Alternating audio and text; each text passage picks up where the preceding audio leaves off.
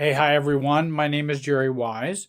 I want to talk about things people don't realize you're doing because you were raised by a narcissist. Number one, apologizing more than you have to, even if no apology is needed. That's a common problem for ACONs, adult children of narcissists. Number two, hesitating to say no because it might displease others. Again, the difficulty of I just can't say no. If I say no, I'm going to feel guilty. If I say no, they're going to be upset. And I might have you go take a look at the book by Manuel Smith. When I say no, I feel guilty. One of the best books I read early in my recovery, so it's an older book, but it's a very powerful and good book. Thirdly, doubting your own perceptions and second-guessing your intuition. We look at our perception, we see what we see, and we go, I'm not seeing what I think I'm seeing. I'm not perceiving what I think I'm perceiving. That's a common problem. And then with intuition, well, this is what my gut tells me, but, I've been wrong so many times in the past. I just better not trust my gut. I better trust what everyone else is saying. And so we will have that very mushy kind of intuition and our own perceptions. We just don't trust them because we don't trust us and we haven't learned to trust us, which can be done, by the way. Certainly can be done. 4, check in constantly about how someone else feels about you without tending to how you really feel about the person. And that's a common one.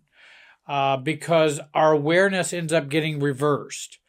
I'm more concerned about what others feel or think about me, and I don't really fully know what I feel or think about them or think about me. That awareness is bracketed and set on the shelf. What I'm interested in is I wonder what they think about me. I wonder how they feel. And we will go into that kind of constant mode of scanning, checking, polling, and we'll try to find out what others think. Because when we grew up with the narcissistic parent, guess what? We better be doing that because it could mean very serious things if we weren't aware of what's going on with mom or dad. So that's very important skill that we learned. It's just we didn't learn the skill about self. We learned the skill about others. So many times when I've talked to people about their relationships, whether partnerships, husband and wife, even relationships with family, I might ask them, well, how do you feel about the other person? Well, they're my husband. Well, how do you feel about your sister? Well, they're my sister. No, I'm not asking you what their role is to you. I'm asking you how you feel about them. You don't like them? You don't like what they do? You don't really feel like you have a lot of love for them? And those kinds of awarenesses are much harder for the adult child of a narcissist to actually ask themselves, what do I think about this other person or think about this relationship? And I think that's becomes a real epiphany moment where they really do realize something when they start going, oh, well, you mean I really can ask myself that and answer that question? Because I've been afraid to. So I think it's important that we do that and learn to do that more. Fifthly, picking up on the micro signals of abandonment or displeasure of others. We can read micro signals. We can read very, very subtle forms of abandonment. We can read pre-abandonment. We can read pre-displeasure, because you just have to be such a good reader of other people to survive in a narcissistic home. 6th, not taking your time to build trust. We tend to be really polarized people when we grew up in dysfunctional families. I talk about that more in the training that I have below, building the real self that you were never allowed to have. That's down below. It's free. You can sign on to that and check that out. And that one of the things that we didn't learn was how to build trust. What's the good timing for that? We'll either be polarized and never trust and never work towards trust, or what's the other side? We jump in with both feet and jump right into the rocky water and hope we don't hit our head in trust, and we just become overly trusting. Maybe we'll even allow the relationship to engulf us. And that's, again, a very, almost kind of an incestuous relationship. Can a husband and wife, or a husband and husband, or a woman and woman, can relationships be incestuous? And I think they can be so close. We can call it codependent.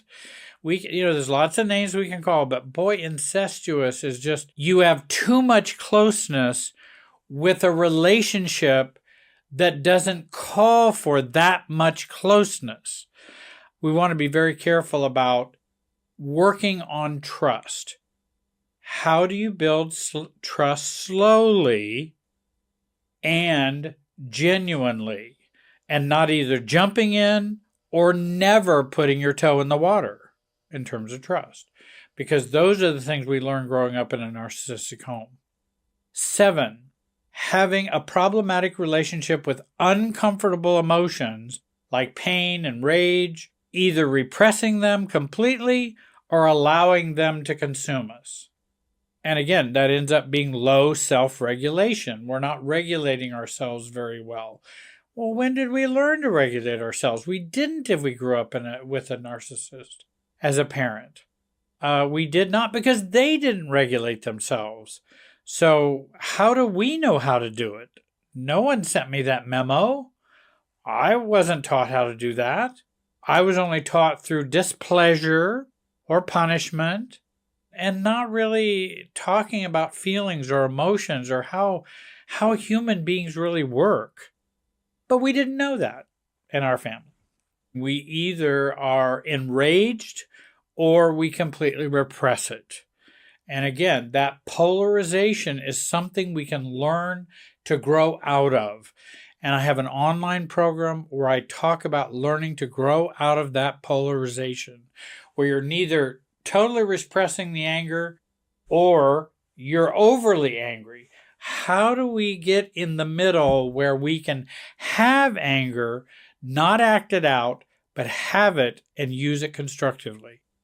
And that's through self-differentiation. And I talk about that in the online program, Your New Road to Self. That's listed below as well. I hope you'll check that out as well. Also, people don't realize we're using normal rules for abnormal relationships. Abnormal relationships are abusive, toxic, enmeshed, triangulated, immature. There's all kinds of unhealthy relationships. And we use normal rules and apply those to that. For example, if a father is abusive even to their adult child, we will tolerate that abuse because, hey, love your father and your mother, you honor your father and your mother, and you need to be caring and loving all the time. And so we're using normal rules because those are good rules, but not for these abnormal, toxic, or even psychopathic relationships. That's not when we use normal rules. We need to use abnormal rules for abnormal relationships. And I talk more about that in other videos and also in the program that I'm offering. Second of all, using abnormal rules for healthier relationships. So not only do we use normal rules for unhealthy relationships, we use unhealthy rules for healthy relationships. So if someone comes into our life and they're kind of healthy, guess what we're doing? We're doing unhealthy things in that relationship because those are the rules that we know. And so what I work on in helping clients individually when I work with them and in other workshops and programs to reverse that. So we use abnormal rules for abnormal relationships and normal rules for healthier relationships. And that can be done. We also, number 10, navigate relationships without self-definition. In other words, we go into relationship not knowing who we are, not knowing what we want, not knowing where we're going. Again, who am I? What do I like? What do I not like? Oh, where do you want to go eat? I don't know. Where do you want to go eat? Well, do you like Mexican? Well, I can go to Mexican. What, do you like Chinese? Yeah, well, I can go to Chinese. What would you like to eat tonight? Even if we don't go there, what would you like to eat? Well, I haven't really thought about that. I mean, there's some things I like, and again, kind of a lack of self-definition we have there. Because I can always say, I like Chinese. But I'm happy to go other places. But I've kind of gotten out of the no man's land of no commitment. I went into, this is what I would like, but I'm open to going other places. And so that's okay. You can still have a self and still negotiate with other people what can be done. Now, there's some things that are not negotiable, and that's more self-definition that we have. Like when it comes to abuse, I'm not negotiating that one. No, if you're going to be abusive, that is a no-go, period. I do not do abuse. That's a self-definition, and we can learn to be more self-defined. I think this is actually number 12. Navigate life and relationships without a wider view of how relationships work, without a systems paradigm. I think that's what we tend to do that we don't realize we're doing. We don't use a systems paradigm. And so we have a very, very blinder on the eyes perspective to the relationship and to relationships, family, romantic, personal, parenting. It's a very narrow view rather than a much wider view, which gives us more information and much more of a direction as to what we can do or should do to stay healthy and to stay connected with other people. For example, if I have that wider view, then I'll know more how my neediness would affect this relationship. I would also know more how love bombing works in the relationship. That's a more systems view because I want to know how those things work. I want to know what is the purpose of my reactions. What do they create? What do they cause? How do they function in the relationship? And so that's a systems perspective. It adds a lot more information to us being mature adults. But we often don't realize that we don't do that. And that's the last one of the things people don't realize we're doing because we were raised by a narcissist. Because again, if we're raised in a dysfunctional home, we are going to have a very blaming perspective, not a systems perspective. It's going to be much more blaming oriented. It's going to be much more other center oriented. And people won't know why are they doing this? Well, because they grew up in a narcissistic home. I hope that you'll subscribe to my channel. Please leave comments. I hope you'll like this video. And thank you for watching. You have a great day and be wise.